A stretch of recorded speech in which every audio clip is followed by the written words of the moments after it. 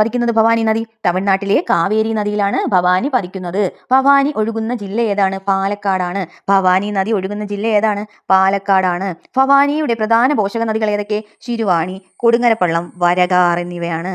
ശിരുവാണി, അതേപോലെ കൊടുങ്ങരപ്പള്ളം, വരകാർ എന്നിവയാണ് ഭവാനി നദിയുടെ പ്രധാന പോഷക നദികൾ. അട്ടപ്പാടിയിലൂടെ ഒഴുകുന്ന നദിയാണ് ശിരുവാണി. അട്ടപ്പാടിയിലൂടെ ഒഴുകുന്ന നദിയാണ് ശിരുവാണി. തമിഴ്നാട്ടിലെ കോയമ്പത്തൂരിലേക്ക് ശുദ്ധജലം എത്തിക്കുന്ന കേരളത്തിലെ അണക്കെട്ടാണ് ശിരുവാണി അണക്കെട്ട്. അപ്പം തമിഴ്നാട്ടിലെ കോയമ്പത്തൂരിലേക്ക് ശുദ്ധജലം എത്തിക്കുന്ന കേരളത്തിലെ അണക്കെട്ട് ഏതാണ്? ശിരുവാണി അണക്കെട്ട്. ഭവാനി നദി തമിഴ്നാട്ടിൽ പ്രവേശിക്കുന്നത് കൽക്കണ്ടിയൂർ വെച്ചാ.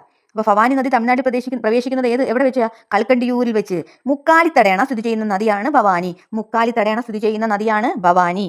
അപ്പോൾ കേരളത്തിലെ കിഴക്കോട്ടൊഴുകുന്ന നദികളെക്കുറിച്ച് വളരെ കുറച്ച് കാര്യങ്ങളെ നമുക്ക് പഠിക്കാനുള്ളൂ. അപ്പോൾ ഇത്രയും നല്ലതായിട്ട് പഠിക്കുക. അപ്പോൾ താങ്ക്സ് ഫോർ വാച്ചിങ്. എല്ലാവരും സബ്സ്ക്രൈബ് ചെയ്യാത്തവർ സബ്സ്ക്രൈബ് ചെയ്യുക, കമന്റ് ഇടുക, ഷെയർ ചെയ്യുക, ലൈക്ക് ചെയ്യുക. Thank you so much. 5 kilometre ആണ്. കേരളത്തിലെ നീളം 37.5 കിലോമീറ്റർ ആണ്. ഭവാനിയുടെ ഉത്ഭവം എന്നത് നീലഗിരിയിൽ നിന്നാണ്. ഭവാനിയുടെ ഉത്ഭവം നീലഗിരിയിൽ നിന്നാണ്. ഭവാനി നദി പതിക്കുന്നത് തമിഴ്നാട്ടിലെ കാവേരി നദിയിലാണ്.